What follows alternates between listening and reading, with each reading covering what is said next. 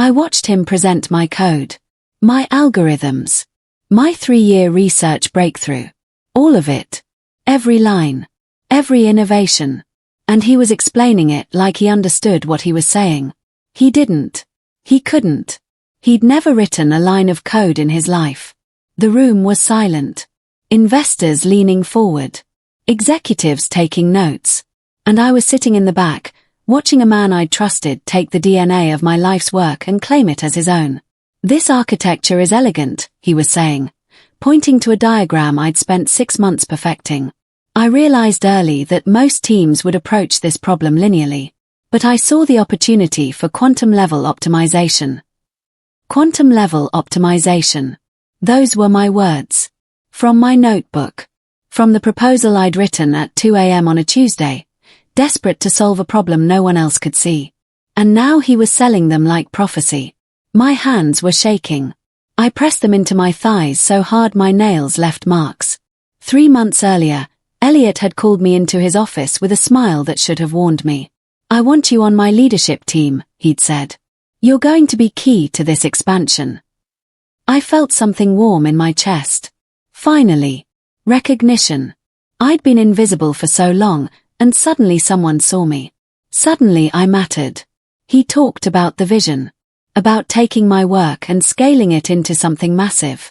About partnership. About how we'd be the ones remembered for this. I believed him. I actually, genuinely believed that we were building something together.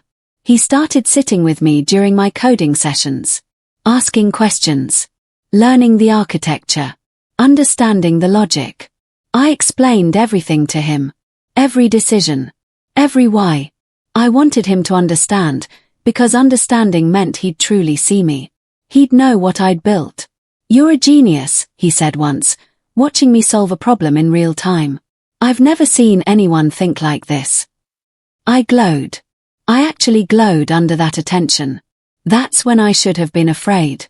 He started taking pieces. Small pieces at first. Not stealing, just asking. Can you write down how you approached the optimization? I'd hand him documentation. I want to understand the logic behind this decision. I'd explain it to him in detail. He was learning me, collecting me, taking everything I knew and cataloging it like I was a database to be mined. Then he started going to meetings without me. Client meetings, stakeholder meetings, investor briefings. He'd come back and summarize what happened, but I could feel the exclusion. I was the researcher now. He was the visionary. I was the back-office genius. He was the face. You don't like meetings anyway, he said when I asked why he hadn't invited me to the last one. You're more comfortable doing the work. That stung because it was true. I am more comfortable with the work. I'd always been more comfortable with the work. But this felt different. This felt like he was using that truth to push me further away. I'm just trying to take some of the burden off your shoulders, he said. And I believed him. Because I wanted to believe him. I found the email by accident. I was looking for an old file on the shared server, and there it was, an email from Elliot to a venture capitalist I'd never heard of. The date was 3 weeks old. My approach to quantum-level optimization has generated preliminary results, it said. The architecture is my own design, built on years of personal research and development. I'm ready to present the full framework to your investment committee. My architecture. My years. My design. And the word "my" was used 14 times in a 2-paragraph email. I read it so many times my eyes started burning. I kept hoping the words would rearrange themselves into something different. Something that didn't erase me so completely. But they didn't. They just stayed there, brutal and clear. He had stolen my work and claimed it was his entire research history. I felt something break open inside my chest. Not sadness. Not even anger. Something darker. Something that wanted to burn everything down. I printed the email. Then I deleted the print history so no one would know I'd been there. That's when he went on stage. The big investor presentation. The one that would determine if we got funding. The one that would determine the future of the company. Of the project. Of everything. And he walked into that conference room and delivered my life's work like it was Shakespeare. He talked about the conceptualization phase. How he'd identified the problem before anyone else saw it. How he'd spent 3 years alone, in his own research, developing this framework. How the breakthrough moment came to him in a moment of clarity that he'd documented extensively. None of it was true. Every word was a lie. And he was so convincing. So eloquent. So completely, utterly certain. I watched the investors believe him. I watched them lean forward with interest. I watched them see him as a visionary. And I watched myself disappear. "Where's your team?" one investor asked. "Small, focused group," Elliot said. "I prefer to work independently on the conceptual level. Then I delegate execution to capable people." Execution. Not creation. Not vision. Execution. He'd taken the thinking, the innovation, the breakthrough, and he'd left me with the work. I stood up and walked out of that room. No one noticed. Everyone's eyes were on him. That night, I didn't sleep. I sat at my laptop and started compiling everything. Every email I'd sent him explaining the architecture. Every document I'd written. Every meeting transcript where I'd explained the algorithm. Every version of the code with my name in the commit history. Every single piece of evidence that proved this was mine. My hands were shaking as I organized it. Not the productive shaking of someone trying to help. The shaking of someone whose entire world was being rewritten without their permission. I called my sister. I called my best friend. I told them everything. And they were angry in a way I couldn't quite access. They wanted me to do something. To fight. To expose him. To burn it down. But I was too tired. Or maybe too scared. Or maybe I still didn't believe it was real. "He stole from you," my sister said. "You have to do something." "Like what?" I asked. She didn't have an answer. And neither did I. The funding came through. $2 million. Elliot's name was on every official document as the founder of the technology. My name was in the fine print as lead engineer. Lead engineer. Like I was managing a team. Like I wasn't the entire thinking apparatus. He got promoted. Director of research. The irony was so sharp it physically hurt. And he started changing things. Making decisions about my work without consulting me. Changing code architecture I'd spent months perfecting. Integrating third-party solutions instead of the elegant designs I'd built. He was dismantling my work piece by piece, and he was doing it in my name. "This is what you wanted, right?" he said when I pushed back on one change. "To have your work scaled. To have it reach more people." "Yes. But not like this. Not erased like this. I know it's hard to let go," he said, and his voice was almost pitying. "Most creators struggle with that." I wasn't a creator to him. I was a creator he'd commodified. I was intellectual property he'd purchased with attention and promises. They moved me off the project. Not officially. Not in a way that was obvious. But my access was limited. My input was no longer requested. New engineers were hired, people who reported directly to Elliot. People he was teaching the architecture I'd invented. People who would carry forward my work while believing it was his genius. I was still employed. Still paid. Still sitting at the same desk. But I was a ghost in the machine I'd built. I'd come in every morning and see my work alive in the hands of people who thought I was just support staff. They'd ask me questions about the system, and I'd answer because I couldn't help myself. I couldn't let them get it wrong. Even though I should have let them fail. Even though I should have let Elliot's incompetence show. But I was still protecting him. Still protecting his image. Still protecting the lie. That's when I realized how completely he'd trapped me. If I exposed him, I exposed myself. If I admitted he'd stolen my work, I admitted I'd let it happen. If I said he was incompetent, I had to explain why I'd been silent while he presented as a genius. I was caught in a cage he'd built out of my own silence. The first problem showed up in month 4 of the implementation phase. The system was failing under load. The architecture was unstable. Users were experiencing crashes and data loss. And Elliot didn't know how to fix it because he didn't understand what he'd built. He came to me in a panic. At midnight, while I was making coffee in the break room. "I need your help," he said. His voice was different now. Not the confident visionary. The desperate man who'd stolen something he couldn't maintain. "You said I was just execution," I said quietly. "I know. I was wrong. Please. I need your help." And I almost said no. I almost let him fall. But the system was my child. My creation. Even broken in his hands, I couldn't watch it die. I fixed it.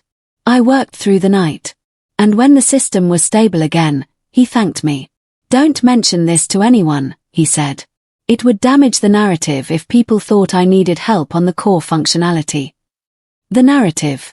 His story. More important than the truth. "Of course," I said. And I meant it. I was complicit now. I was protecting his secret. Because protecting his secret meant protecting my own shame. The article came out in a tech magazine. The visionary behind tomorrow's architecture. An interview with Elliot Chen. 5 pages. Beautiful photography. Him at his desk, thoughtful expression. Him in front of a whiteboard, gesturing at diagrams.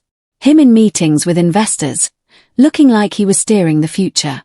And nowhere was my name mentioned. My team saw it. My family saw it.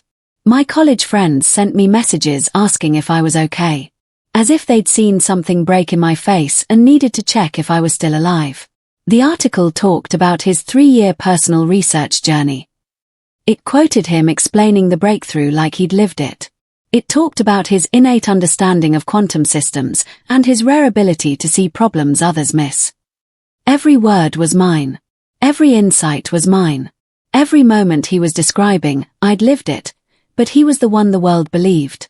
I read it in the bathroom stall at work and cried so hard I couldn't breathe. But something shifted in me that day. A switch flipped. I stopped being sad and started being dangerous. Not in a violent way. In a way that was calculated, precise, and patient. I realized that crying in bathrooms wasn't going to change anything. Fighting through official channels wouldn't work. I needed to be smarter than him.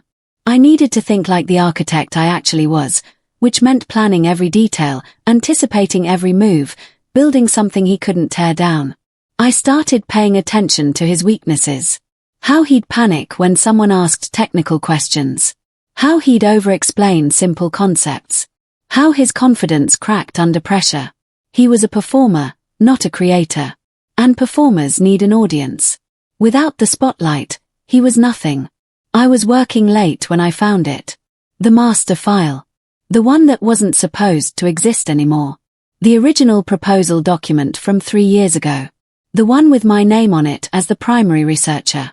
The one where the entire conceptual framework was outlined in my handwriting, my logic, my vision. Elliot had saved a copy to a hidden folder. I found it by accident while looking for something else. And in the margins, he'd written notes. Questions. Things he didn't understand. Proof that he'd been learning from me, not inventing with me. He'd kept this. Maybe as insurance. Maybe as a reminder of the truth he was burying. Maybe he needed to know that somewhere, hidden, the real story still existed. I stared at that document for a long time. And then I made a copy. I uploaded it to a personal cloud account. I didn't know why. I just knew I needed the truth to exist somewhere that wasn't inside his control. That moment changed everything. I realized he'd been terrified all along. Terrified enough to keep evidence of his theft. Terrified enough that he couldn't completely erase me, because erasing me meant erasing the proof of his own genius was fake. He was a man built entirely on my foundation, and he knew it. Every success he claimed was borrowed time. Every lie he told was a debt that would eventually come due. And now I had the proof. Now I had ammunition. But more importantly, I had confirmation that his fear was justified. I started collecting everything. Not to expose him. I wasn't brave enough for that. I was collecting because I needed to know it was real. I needed proof that I hadn't imagined my own genius. Every email where he'd asked me to explain something. Every meeting transcript where I'd solved a problem he couldn't understand. Every line of code with my commit message. Every original sketch and diagram in my handwriting. I built a timeline. A complete record of what I'd created and when he'd claimed it. I didn't have a purpose for it. I was just documenting my own erasure like some kind of obsessive archaeologist. My sister found the files on my laptop. "Why are you keeping these?" she asked. "Why aren't you using them?" "To what end?" I asked. "To destroy him." But I didn't want to destroy him. I wanted him to know who I was. I wanted the world to know who I was. I wanted to matter again. And I didn't know how to make any of that happen. The company announced Series B funding. Another $5 million. Elliot's name was on the press release as founder and visionary. I'd been working 80-hour weeks. I'd solved 3 new problems that his team couldn't crack. I'd kept the system alive while he played CEO in meetings. And no one knew my name. I went home and I didn't come back for 3 days. Called in sick. But I wasn't sick. I was shattered. I was sitting in my apartment staring at walls, trying to remember who I was before Elliot decided who I should be. My manager called. Elliot called. They wanted me back. The system was failing again without my attention. They needed me. Of course they needed me. They'd always needed me. They just needed me invisible. When I came back, I made a decision that I didn't fully understand yet. I made a decision that felt like stepping off a cliff into darkness. I was going to let him burn. I stopped fixing his problems. Not obviously. Not in a way that would be blamed on me. I just stopped being available. Stopped responding to messages immediately. Stopped solving his crises in the middle of the night. The system started failing. Minor bugs at first. Then larger ones. And Elliot couldn't fix them because he didn't know how the system actually worked. He just knew how to talk about it. He came to me in panic. "What's wrong with it?" "I don't know," I said. "Sounds like something only the original architect would understand." His face went white. "Don't be like this," he said. "Like what?" I asked. "Angry." "I'm not angry," I said. And I wasn't. I was something darker than anger. I was precision. I was the moment before an earthquake. But here's what he didn't understand. I wasn't just stepping back. I was strategizing. Every time he failed, it was documented. Every crisis he couldn't solve became a record of his incompetence. I was letting him create his own evidence. I was making him dig his own grave with every desperate call to me, every panic email, every moment he revealed that he didn't actually understand the system he claimed to have invented. The junior engineers were starting to notice too. They'd ask me things, and I'd answer truthfully. I wasn't doing anything wrong. I was just letting them see the gap between what he claimed to have created and what he actually understood. The more he tried to manage without me, the more obvious his ignorance became. I was patient. I could wait. The lie would eventually require more energy to maintain than the truth, and when that happened, it would collapse on its own weight. One of the junior engineers, someone Elliot had hired, came to me with questions about the architecture. "I'm reading through the original documents," she said, "and there's something weird. There's a proposal from 3 years ago that has your name all over it. But the current documentation says Elliot conceptualized everything. Which is right?" I showed her the hidden file. The original proposal. The one with my handwriting and my vision and my 3-year journey burned into every page. "Oh my God," she said. "He stole this." "Yes," I said quietly. "Why didn't you say anything?" I didn't have an answer that made sense. Because I was ashamed. Because I was afraid. Because I'd convinced myself I was complicit. So exposing him meant exposing myself. "Are you going to do something?" she asked. "Yes," I said. And I meant it this time. This conversation was a turning point. She wasn't just any junior engineer. She was someone Elliot had brought onto the team. Someone he'd been teaching the architecture to, passing it off as his own wisdom. But she was smart enough to see through it. Smart enough to recognize that the handwriting in that original proposal matched the technical style she'd come to know from working with me. She was going to become my witness. She was going to help me prove what I already knew. And she was going to do it not because I asked her to, but because she had integrity. Because she understood that theft was theft, regardless of what the company wanted to call it. I sent Elliot an email. Just one sentence. We need to talk about the original proposal. I watched him read it. I watched the color drain from his face. I watched him realize that the thing he'd buried was still alive. He came to my desk. His hands were shaking. That document is mine, he said. You're trying to claim credit for work that was collaborative. The handwriting is mine, I said. The sketches are mine. The research methodology is mine. The breakthrough is mine. You just showed up. I developed the applications, he said. You didn't develop anything, I said. I've been fixing your mistakes since the funding came through. He looked around the office. No one was watching. We were just two people having a quiet conversation at my desk. If you go public with this, he said, you'll destroy the company. The funding will dry up. Everyone loses their job. That's not my problem, I said. But it was. And he knew it was. And he was going to use that against me.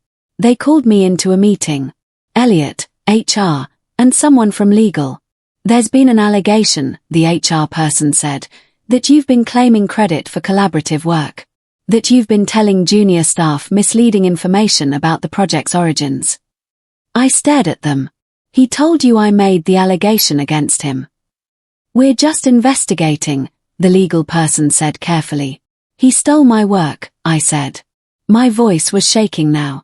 I have documentation. I have the original proposal with my name. I have emails where he's asking me to explain my own research to him. Those documents are company property, Elliot said. Anything created during the employment relationship belongs to the company. My name is on them, I said. Because you were part of the team, he said. A valuable part. But the vision was mine. It was so smooth. So rehearsed. So calculated.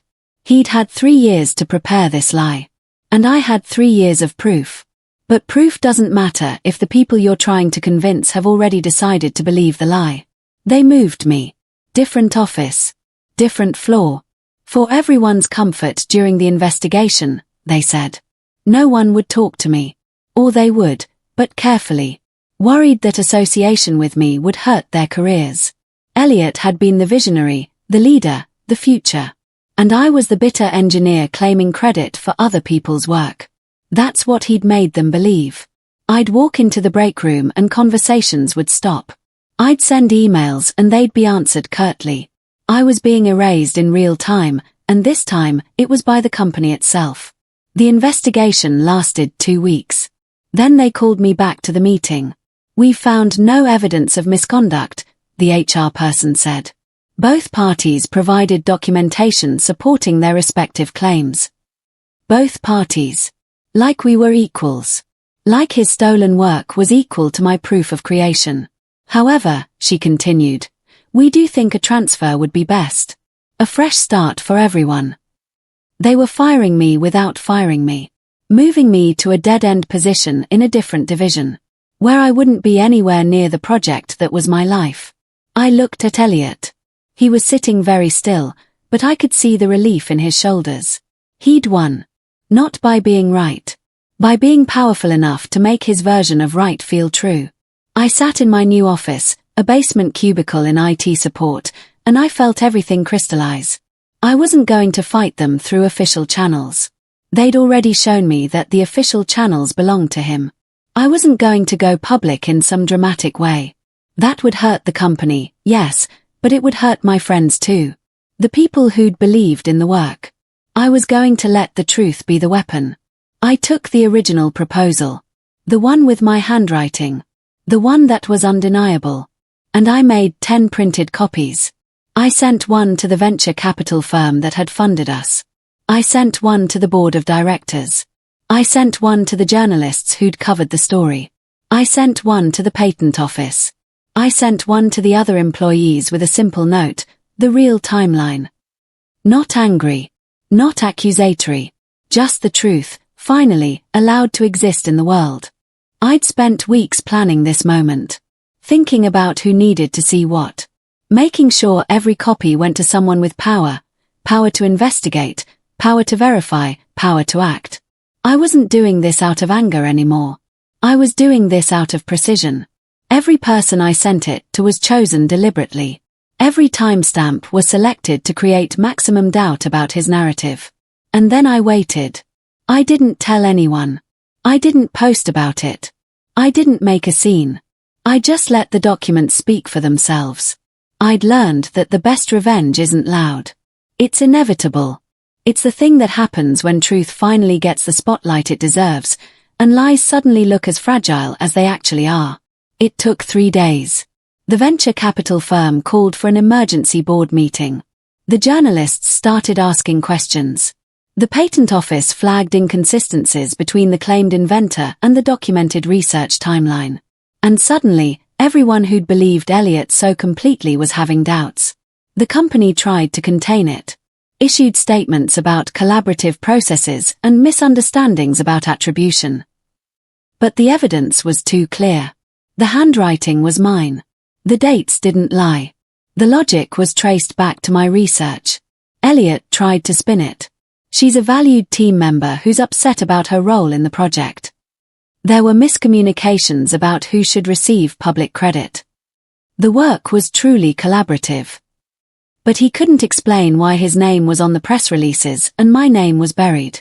He couldn't explain why he'd claimed a 3-year research journey when he'd been learning from me 3 months ago. He couldn't explain why the original proposal had his handwriting nowhere on it. The lie was too big. It had grown too far.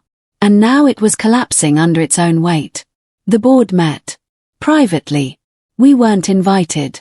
We just waited in our offices while they decided what truth was worth protecting. Elliot didn't come in the next day. Or the day after that. Rumors spread about meetings with lawyers. About negotiations. About what would happen to him when the dust settled. I didn't feel satisfied. I felt hollowed out. I'd won, but I'd also just watched the company I'd helped build start tearing itself apart. My sister called.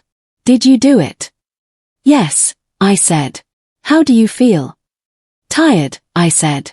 "I feel so tired." They demoted him. Director to senior engineer. Gave him a role that had nothing to do with the visionary work. Put him on a project where he'd have to answer to actual competent people. Let the fall be public enough that no one would ever believe his narrative again. He tried to resign with dignity. But resigning doesn't erase the public record. Doesn't undo the articles that were already being written. Doesn't make the patent office forget. I saw him leaving the building one afternoon. He was carrying a box of personal items. He didn't look angry. He looked small.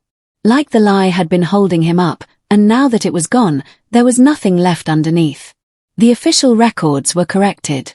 My name was restored as the primary researcher. Architect. Visionary. The company issued a statement acknowledging the original contribution. Not an apology to me. Just a correction of fact. Which was all I'd ever needed. All I'd ever asked for. The venture capital firm called. They wanted to talk about the next phase. They wanted to know if I'd lead it. They wanted to offer me equity. They wanted to make sure I was the one getting credit this time. I almost said yes. Almost let this be the victory that made it all okay. But nothing could make it okay. I'd lost 3 years of my life. I'd lost my ability to trust. I'd lost something in myself that I didn't think I could get back. I took the equity. I took the leadership role. I took my name back. But I left the company 6 months later. I couldn't stay in a place where I'd learned how completely someone could steal from me and how completely the system would let them. Elliot ended up at another startup. Still telling people he was a visionary. Still selling his stolen ideas to new investors. Still lying. Because the consequences had been small enough that he could survive them. That's the thing about revenge through truth. It doesn't always destroy the person. It just exposes them. And most people are shameless enough to keep going anyway. I started my own company. Built my own team. Created new architecture that was even better than the original. And this time, I documented everything. I put my name everywhere. I made sure no one could ever steal what I'd built again. I ran into Elliot once, at a conference. He tried to smile at me like we were old colleagues with history. Like we were something other than what we were. I didn't smile back. I just walked past him. The past had returned. I'd made the truth speak. And I'd learned that truth alone doesn't always bring justice. But it brings freedom. And freedom was the only revenge I actually needed. I didn't destroy him. I just made sure I'd never be destroyable by anyone like him again. And I moved forward. Properly. Finally. Properly.